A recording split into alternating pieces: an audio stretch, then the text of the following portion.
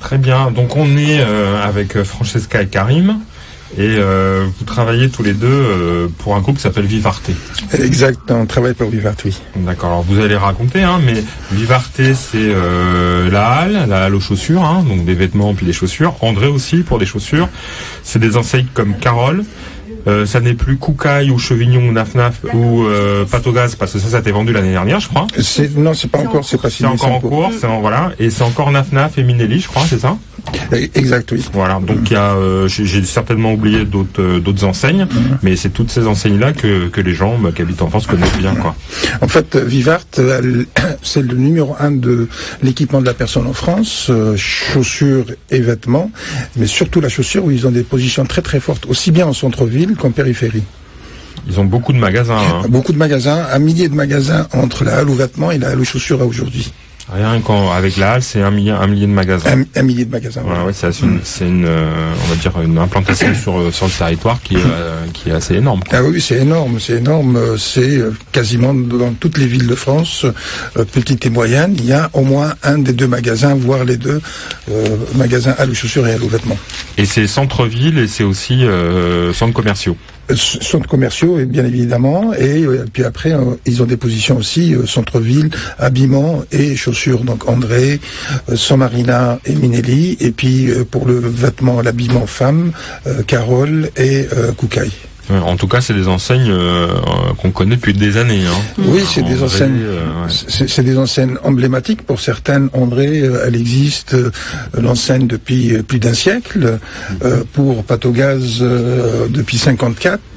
À la même chaussée, l'armée française, dans les années 50. Je veux dire, c'était Patogaz, une marque aussi emblématique que le sont aujourd'hui plusieurs marques très très connues. Ouais, puis Patogaz c'était un peu désuet dans les années 70, ça commençait à devenir désuet, puis ils ont reconnu à nouveau, on va dire au niveau commercial, c'est revenu vachement à la mode à un moment donné, quoi. Oui, c'est revenu à la mode, mais comme toutes les marques, si on n'investit pas, si on ne fait pas connaître la marque, forcément, donc après, elle reste au même niveau qu'elle l'était il y a 20 ou 30 ans.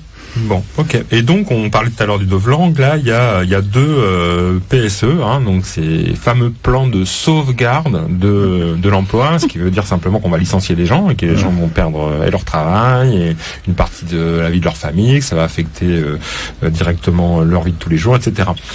Il y a eu une situation qui vient un peu depuis quelques années, disons, qui une situation qui dépend pas forcément. Il y a peut-être des erreurs d'investissement, etc., des choses comme ça, mais surtout, il y a une situation qui est financière. C'est-à-dire que c'est un groupe qui est plombé par la finance.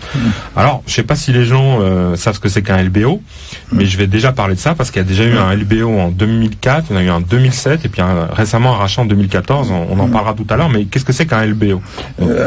Un LBO, c'est un nom barbare anglo-saxon, c'est Leverage Buy Out. Voilà.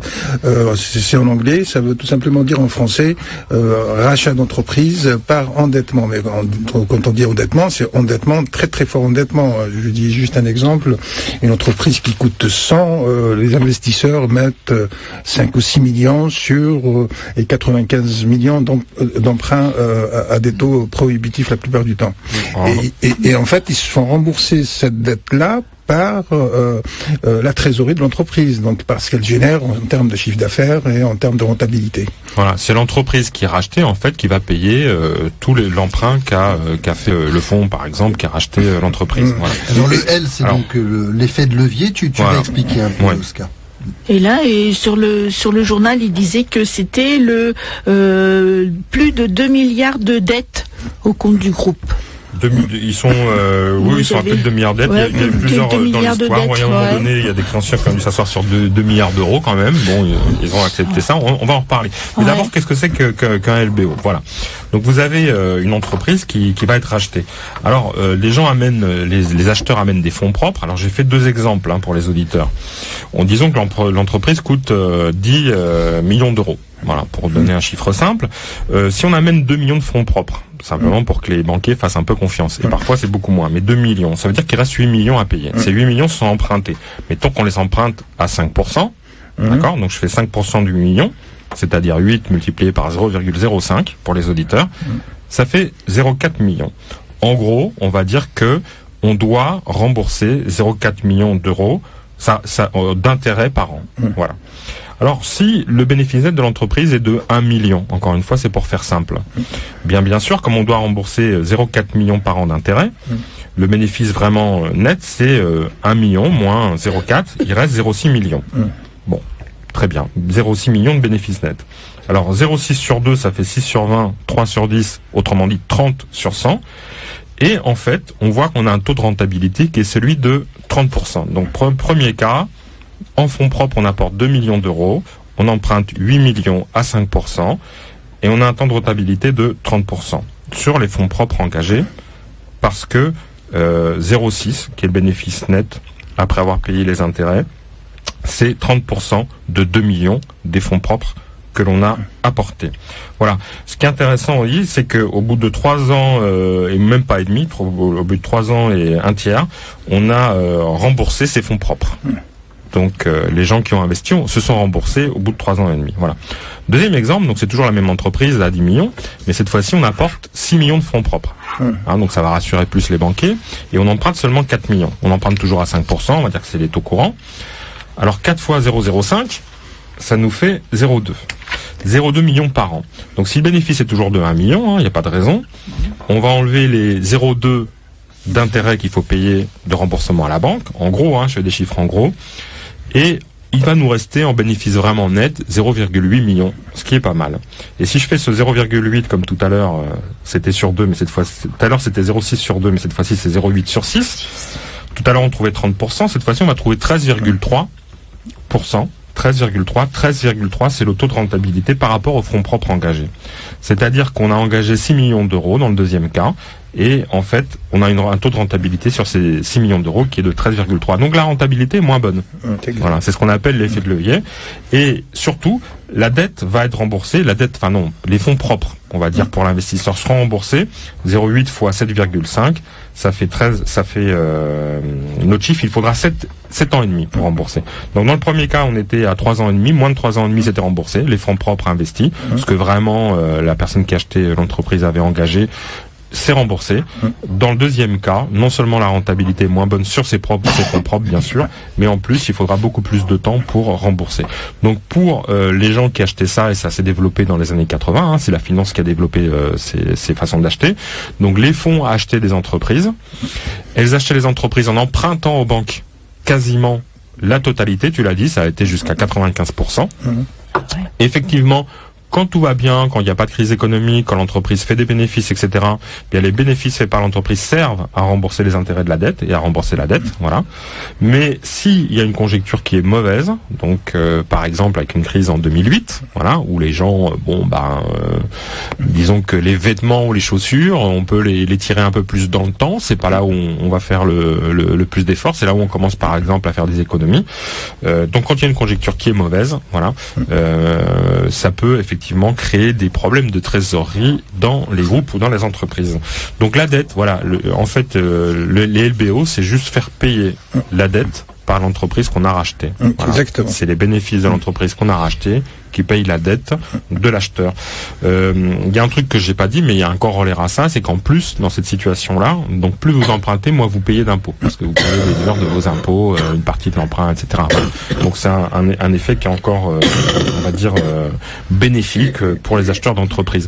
Alors en général, d'ailleurs, ces achats se font avec des restructurations, donc qui ont des conséquences sur le salariat, qui ont des conséquences sur les salaires, sur les emplois des gens, parfois avec des départs, etc. Voilà. Donc on résume, ce sont les travailleurs qui payent la dette. Plus on s'endette et plus le capital est rentable, et l'État joue son rôle de soutien au grand capital en organisant une fiscalité favorable. Absolument.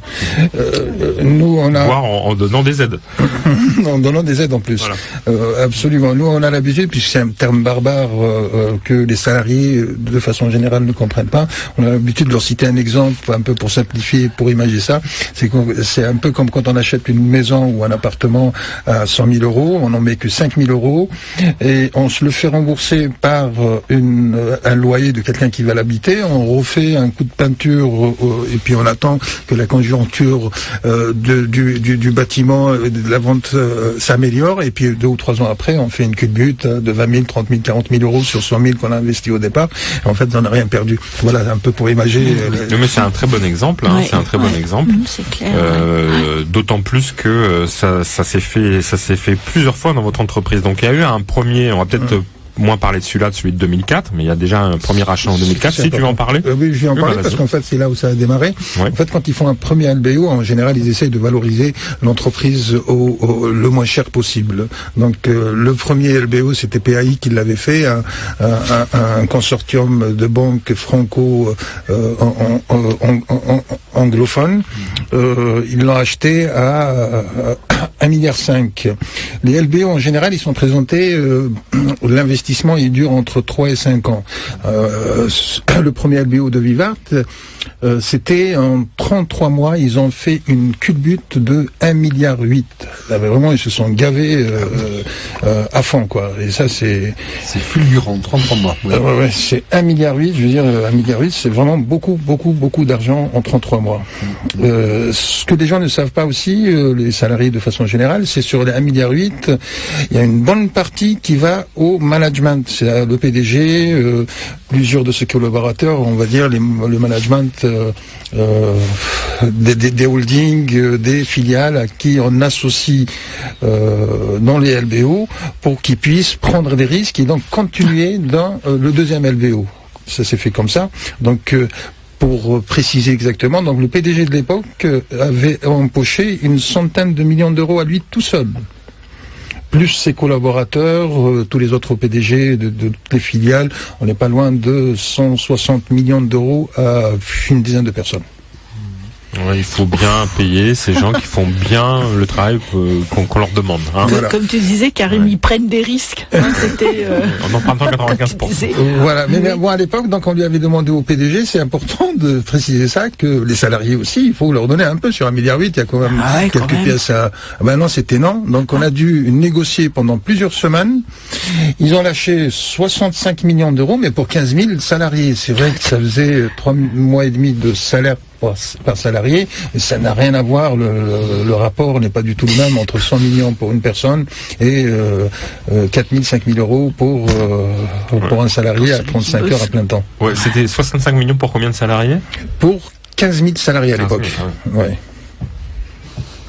Très bien, donc ça c'est le premier rachat, donc qui a été lucratif pour les gens, le fonds, le PAI, qui avait racheté l'entreprise.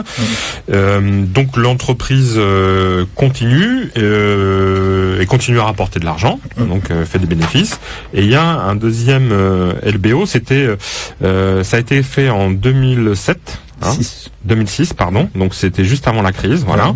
Et c'est pareil, c'est un LBO qui a beaucoup endetté l'entreprise parce que ça s'est fait avec des rachats, etc. Là, cette fois-ci, on n'avait pas racheté les entreprises au plus bas prix, pas forcément. On les avait achetées assez cher, très cher. Et on s'était beaucoup endetté. Donc le fonds s'était énormément endetté. C'était déjà Charterhouse, c'est ça ? Charterhouse qui l'a payé. C'est ce fonds qui avait, voilà. Donc qui avait payé 3 milliards le total de l'entreprise avec rachat d'autres enseignes. C'est ça. Et donc, puisqu'il faut payer, il faut rembourser la dette qu'on a empruntée. On a emprunté aux banques, donc il faut rembourser la dette aux banques. Le problème, c'est qu'il y a eu une crise économique en 2008-2009, une crise que tout le monde connaît, et qu'effectivement, la rentabilité était moins bonne dans les entreprises du groupe. Exactement. En fait, quand le deuxième LBO, donc par Charterhouse, ils l'ont acheté à 3,4 milliards en rachetant d'autres enseignes. À l'époque, ils avaient acheté Nafnaf, Defimode, Beryl, etc. C'était des mauvais choix parce que c'est des entreprises qui n'ont jamais fonctionné, qui n'ont jamais valorisé le groupe. Quelques années après, certaines ont été démantelées, d'autres, elles sont en vente aujourd'hui comme Nafnaf. Et ils ont été happés, comme tu disais, par la crise financière de 2008. Si on rajoute à la crise financière la consommation qui a baissé, la crise économique et tous ces éléments-là, il y avait moins de gens qui achetaient des vêtements et des chaussures, et donc moins de chiffre d'affaires, moins de rentabilité. Et voilà, donc c'est vraiment un cercle vicieux qui a fait qu'aujourd'hui on est dans ces difficultés-là. Toi, dans le groupe, tu bosses pour quelle enseigne ? Je bosse pour la halle aux chaussures. La halle aux chaussures. Et toi, Francesca? Vous bossez tous les deux pour la halle aux chaussures. Alors bon, ce qui me, enfin, je sais pas si j'ai senti ça quand tu parlais, hein, mais effectivement, on pourrait penser qu'il y a des marques là qu'on a citées tout à l'heure auxquelles, je sais pas, les gens sont un peu attachés, même vous, les salariés. Enfin, il y a des marques qui sont connues. Il y a un peu d'historique. On aimerait bien récupérer ces marques. On aimerait bien récupérer les mêmes chaussures parce qu'on a l'habitude de ces chaussures-là. Une tradition. Tiens, ça nous fait marrer. C'est ce qu'on mettait quand on était petit. Enfin, des choses comme ça, quoi. Oui, puis c'est quand même d'une certaine qualité, parce que quand tu vois, je voyais la différence entre H&M, etc., qui sont des vêtements à jeter. Tu vois, alors que chez Vivart, ce ne sont pas des vêtements à jeter, ce sont des vêtements que tu conserves, que tu peux garder pendant un certain nombre d'années. Et c'est quand même assez paradoxal, parce que tu as le sentiment que ce sont des produits. Moi, j'achète toujours mes godasses aux chaussures, hein, parce que d'abord les prix sont tout à fait corrects, et puis tu fais la gueule, mais moi je peux te dire, mais je sais bien, oui, on fait pas de publicité, mais il n'empêche que quand t'es une dame et puis que t'es obligé de faire les courses pour ta famille, et que c'est toi qui louches sur le porte-monnaie et sur le budget, et bien effectivement, moi j'irai pas acheter des vêtements qu'on jette. Là, les chaussures, ils avaient un créneau. Mais moi, c'est pas ça que je voulais dire. Ce que je voulais dire, c'est que chez toi, non, c'est pas ça, mais c'est que toi, on sent peut-être même un attachement à l'entreprise, mais c'est normal que les salariés soient aussi attachés à leur entreprise. Mais ce que je veux dire, c'est que ce que tu décrivais là, c'est que c'est des financiers sans cœur, qui voient que des chiffres. Ils sont pas du tout attachés aux enseignes, à la valeur de l'enseigne, à l'histoire. Ils s'en foutent. Hein. C'est juste pour faire du pognon. Ils s'en foutent, mais ce qu'il faut souligner et vraiment souligner, c'est que les LBO, ceux qui font du LBO, ne sont pas intéressés d'investir à long terme.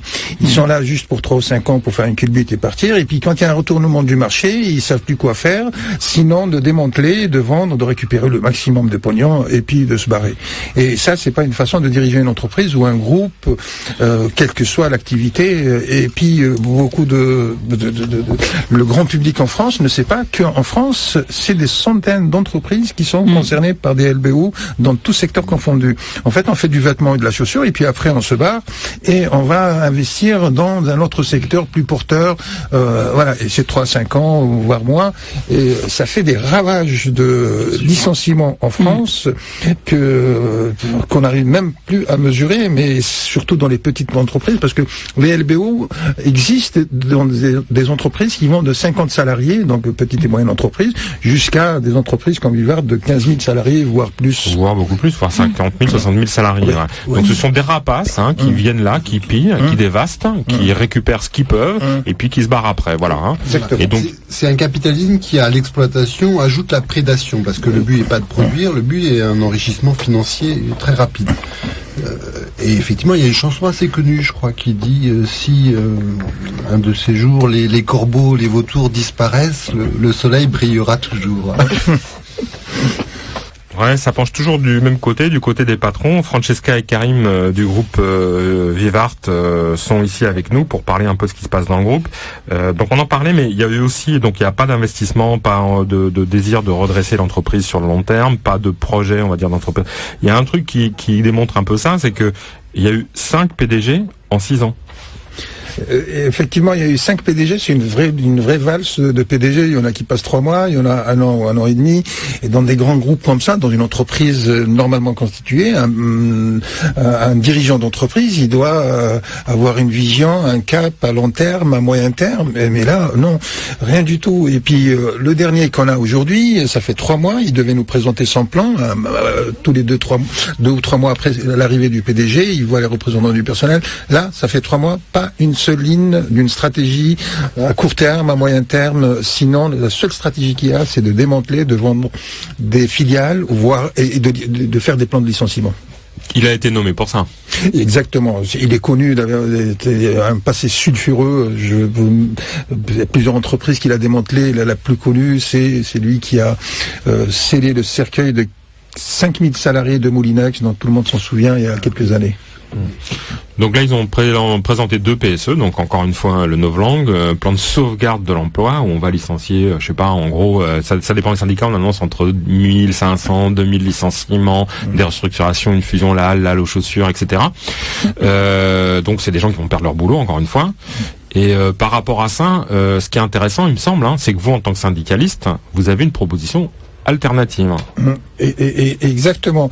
On a une proposition alternative qu'on travaille depuis plusieurs semaines, voire depuis plusieurs mois, puisqu'on est dans cette situation-là depuis 3-4 mois avec nos experts, où on présente un plan crédible, cohérent, qui est là pour ne pas démanteler les filiales, pour garder toutes les filiales et pour, à horizon 5 ans, de revenir dans la croissance. Et surtout, c'est ça qui importe aux syndicats, c'est de ne pas licencier des salariés qui sont déjà dans une précarité terrible, parce que ce que les gens ne savent pas, c'est que ce sont des groupes qui utilisent une main-d'œuvre féminine, jusqu'à 80% de femmes qui travaillent dans le groupe, et beaucoup de temps partiel. Beaucoup de temps partiel, oui, c'est ça. Ouais. Et aussi 70-80% de temps partiel. Toi, Francesca, ça fait longtemps que tu es dans la boîte ? 8 ans. D'accord. Et ton salaire, après 8 ans, le niveau de salaire dans ces entreprises, c'est autour de combien ? C'est autour du SMIC.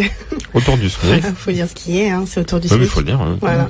J'ai un ami qui venait de passer à 35 heures dans une autre société, et on avait comparé nos fiches de salaire. Je devais avoir 50-60 euros de plus que lui, quoi. Et je suis censée être assistante manager.